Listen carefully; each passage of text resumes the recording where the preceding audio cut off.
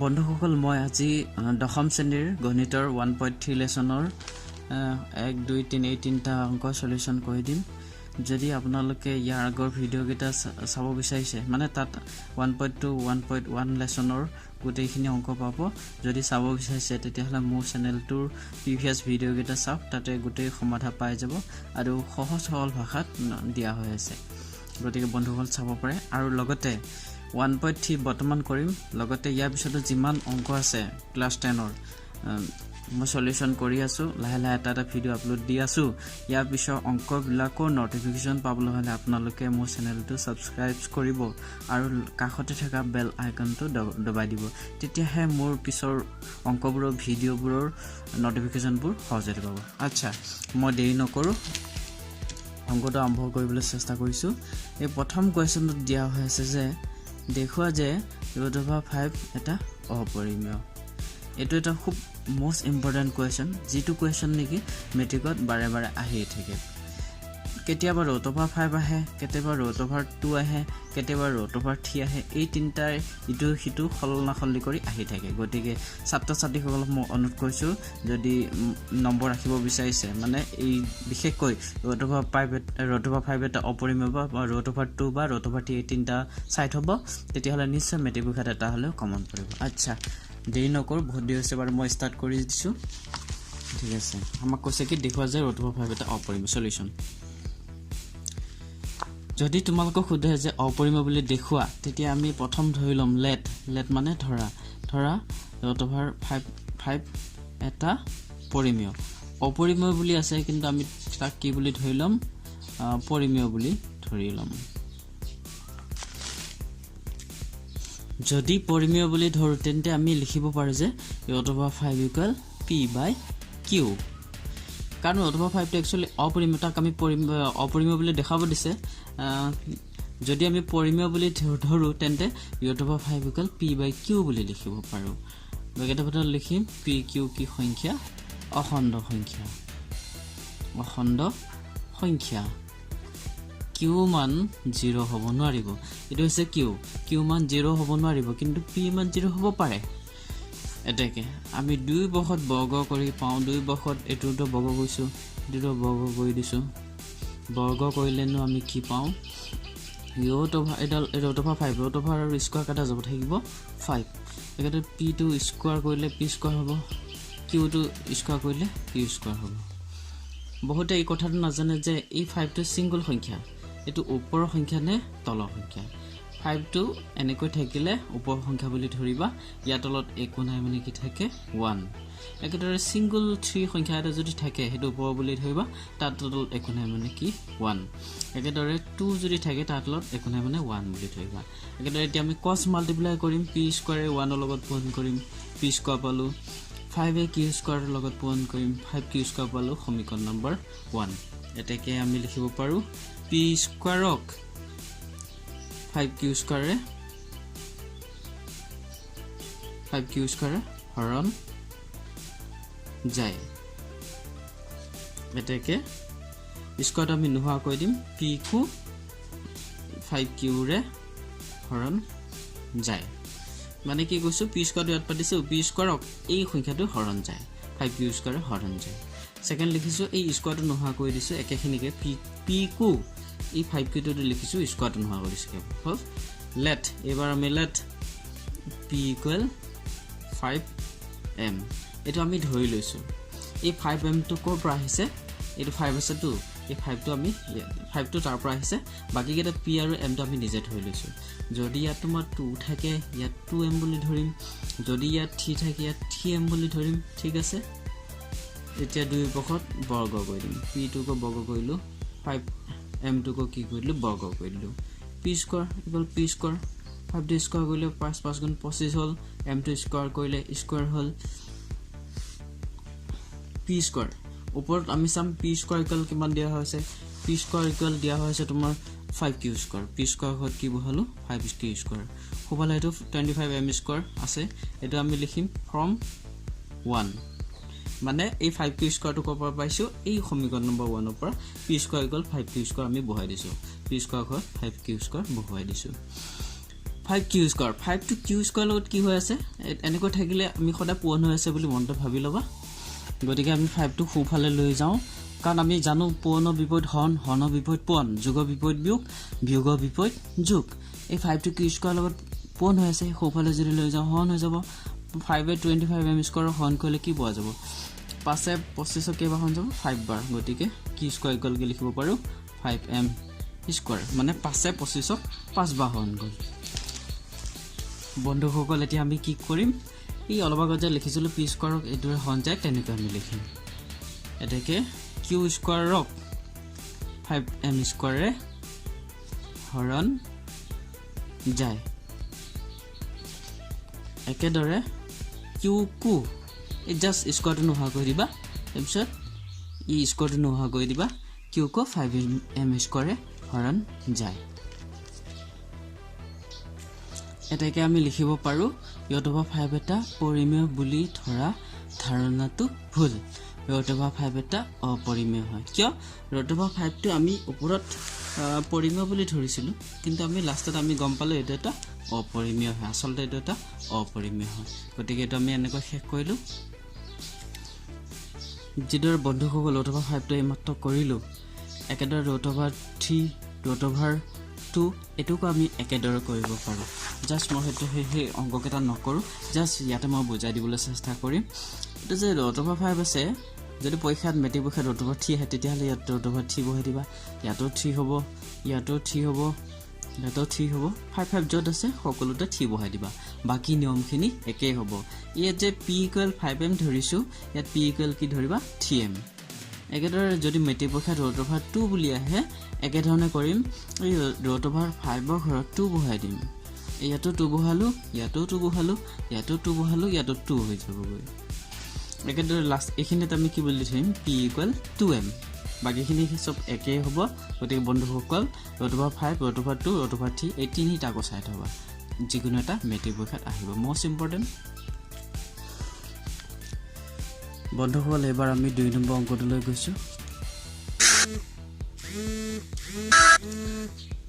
2 নম্বৰত দিয়া হৈছে দেখুৱা যে 3 + 2 √5 এটা অপৰিমেয় যেটো √5 টো এটা অপৰিমেয় বুলি দেখাব দিছিল ঠিক সেইদৰে এটুকু তেনেকে দেখাব দিছে ঠিক আছে আমি প্ৰথম পাতিছো আগতে যেটো আমি √5 অপৰ এটো 3 + 2 √5 এটা অপৰিমেয় বুলি দেখাব দিছে গতিকে আমি তাক কি বুলি ধৰি লম ধৰু 3 + 2 √5 এটা পৰিমেয় যদি পৰিমেয় হয় পৰিমেয় সংখ্যা যদি হয় তেন্তে 3 + 2 √5 = p/q বুলি লিখিব পাৰো আগৰদৰে pq কি হ'ব অখণ্ড সংখ্যা q মান 0 হ'ব নোৱাৰিব আগৰ অংকটো যিদৰে কৈছিল তেনেকৈ প্ৰথমখিনি প্ৰায় একেই হ'ব জাস্ট ইয়াত অকমান ডিফাৰেন্স হ'ব 3 টো ইয়াৰ আগত 3 টো প্লাস হৈ আছে কোনে মানে প্লাস বুলি ধৰিব লাগিব প্লাসৰ বিপৰীত আমি মাইনাস বুলি জানো প্লাস 3 টো যদি আমি সোঁফালে লৈ যাওঁ প্লাস 3 টো -3 হৈ যাব প্লাস 3 টো সোঁফালে লৈ গ'লে কি হৈ গ'ল -3 হ'ল একেদৰে এই 2 টো √5 ৰ লগত এনেকৈ থাকিলে পূৰণ বুলি ধৰিবা কাৰণ ইয়াত যোগ নাই বিয়োগ নাই হৰণ নাই গতিকে আমি নিশ্চয় এটো আমি পূৰণ বুলি ধৰিম আমি যদি 2 টো হিফালে লৈ যাওঁ তেন্তে এটো 2 টো হিফালে লৈ গলে যেহেতু পূৰণ হৈ আছে সোঁফালে লৈ গলে কি হ'ব হৰণ হ'ব এই 2 টো ইয়াৰ লগত মানে হৰণ হৈ গ'ল ঠিক আছে 3 টোকো 2 ৰে হৰণ হৈ গ'ল 2 টো পূৰণ হৈ আছে ন সোঁফালে লৈ গলে তলত দিব লাগিব তেতিয়া হেতু হৰণ বুজাব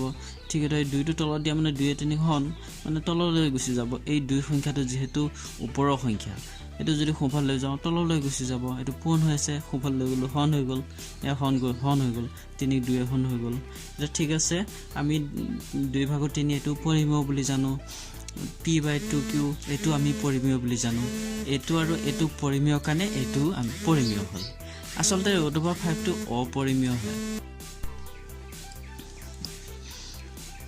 এটাকে p/2q - 3/2 এটা পৰিমেয় কিয় পৰিমেয় কাৰণ এনেকুৱা সংখ্যাবিলাক পৰিমেয় বুলি ধৰা যায় আসলতে এটো √5 টো অপৰিমেয় হয় এটো যদি পৰিমেয় হয় তেতিয়াহ'লে ৰুট অভাৰ 5 টো পৰিমেয় হ'ব কিয় সমান চিহ্ন ফালে আছে তো ইকুৱেল ইকুৱেল এটো লগত এটো ইকুৱেল মানে কি এটো পৰিমেয় হলে এটো পৰিমেয় হ'ব লাগিব কিন্তু ৰুট অভাৰ 5 টো আসলতে অপৰিমেয় হয় যেহেতু এটো পৰিমেয় সো ৰুট অভাৰ 5 টো পৰিমেয়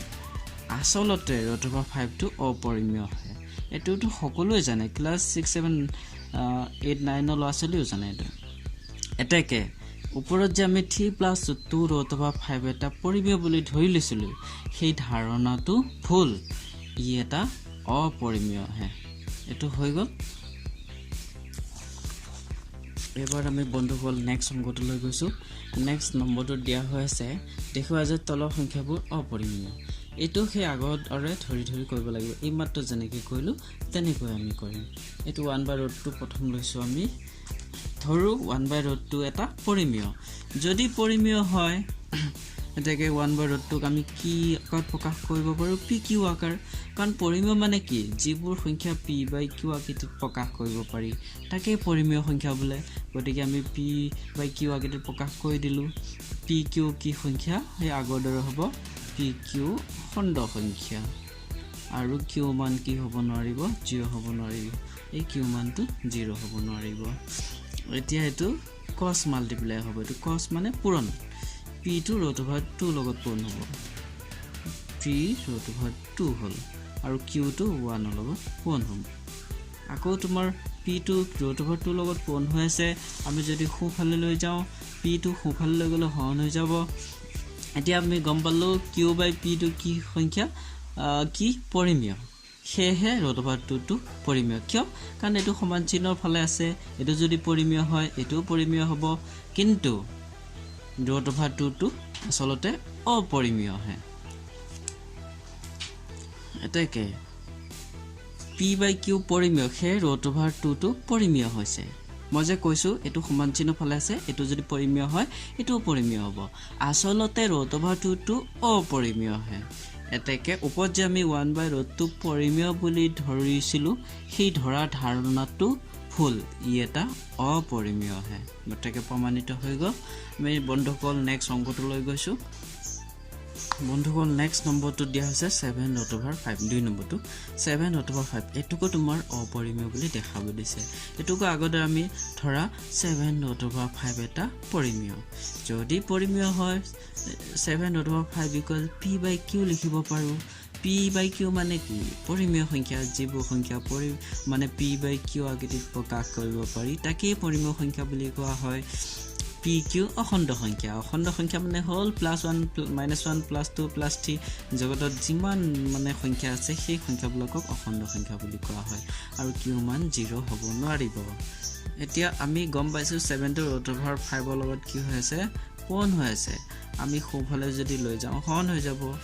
7 টো তলত দিব লাগিব তেতিয়াহে হৰণ হ'ব যদি 7 টো ওপৰত দিওঁ তেতিয়া পূৰণ বুজাব পূৰণৰ বিপৰীত হৰণ হৰণৰ বিপৰীত পূৰণ যোগৰ বিপৰীত বিয়োগ বিয়োগৰ বিপৰীত যোগ এটা আমি সকলোৱে জানো 7 টো ৰুট অভাৰ 5 ৰ লগত পূৰণ হৈছে খুফালে লৈ গলো হৰণ হৈ গল তললৈ গুচি যোৱা মানে হৰণ হৈ গল ঠিক আছে আমি যেহেতু এটাকে আমি দেখিছো p/7q টো এটা পৰিমেয় সেহে ৰুট অভাৰ 5 টো পৰিমেয় আসলতে ৰুট অভাৰ 5 টো অপৰিমেয় হয় তাকে লিখিছো আমি p/7q পৰিমেয় হেতু কাৰণে ৰুট অভাৰ 5 টো পৰিমেয় কাৰণ এটো পৰিমেয় এটো খুফালে আছে ৰুট অভাৰ 5 সমান সমান অৰ্থ হৈছে এটো পৰিমেয় হলে এটো পৰিমেয় আসলতে ৰুট অভাৰ 5 টো অপৰিমেয় হয় এটাকে 7 ৰুট অভাৰ 5 এটা পৰিমেয় বুলি ধৰা মানে ওপৰত যে 7 ৰুট অভাৰ 5 টো পৰিমেয় বুলি ধৰিছিলো সেই ধৰা ধাৰণাটো ভুল ই এটা অপৰিমেয় হয় হৈ গল নেক্সট আমি গৈছো 3 নম্বৰটোত দেখুৱাব দিছে যে 6 + ৰুট অভাৰ 2 এটা অপৰিমেয় এই আগৰ অংককেইটা যেনেকৈ কৰিছো এটুকু আমি তেনেকৈ ধৰিম লেট মানে ধৰা 6 + ৰুট অভাৰ 2 এটা পৰিমেয় যদি পৰিমেয় হয় 6 + ৰুট অভাৰ 2 = p/q বুলি লিখিব পাৰো pq অখণ্ড সংখ্যা q = 0 ছাত্ৰ ছাত্ৰীসকল প্ৰথমৰ পৰা যেনেকৈ কৰি আহিছোঁ গোটেইবিলাক সেম একেই ধৰণৰ হয় দুটামান অংক যদি মনত ৰাখিব পৰা তেতিয়াহ'লে এইকেইটাও মনত ৰ'ব কাৰণ চব একেই ধৰণৰ হৈ গৈ আছে অলপ জাষ্ট অকমান ক্যালকুলেশনখিনি বেলেগ হয় এতিয়া চাবা যেটো 6 প্লাস √2 6 টো প্লাস হৈ আছে আমি যদি খুফালে 6 টো লৈ যাওঁ কি হ'ব 6 টো প্লাস প্লাসৰ বিপৰীত মাইনাস হ'ব খুফালে মাইনাস হৈ গ'ল ঠিক আছে আমি দেখিলো যে p/q - 6 এই গুটেটো 6 টো পৰিমেয় p/q টো পৰিমেয়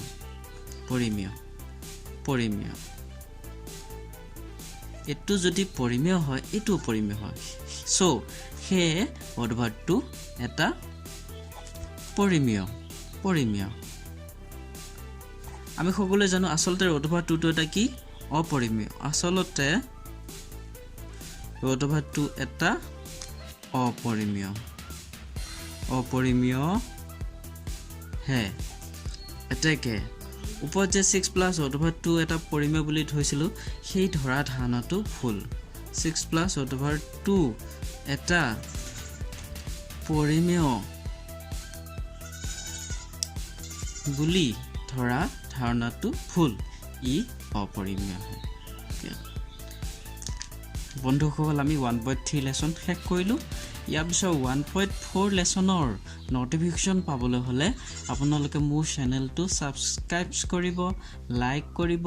শেয়াৰ কৰিব আৰু কাষতে থকা বেল আইকনটো নিশ্চয় দবাই দিব বেল আইকনটো দবালেহে আপোনালোকে মোৰ অংকবিলাকৰ নোটিফিকেশন পাব মানে ইয়াৰ পিছত যিমান লেসন আছে ম্যাথমেটিক্সৰ গোটেই অংকবিলাক মই সলিউশন কৰি আছো গোটেই সহজ সৰল ভাষাত কৰি আছো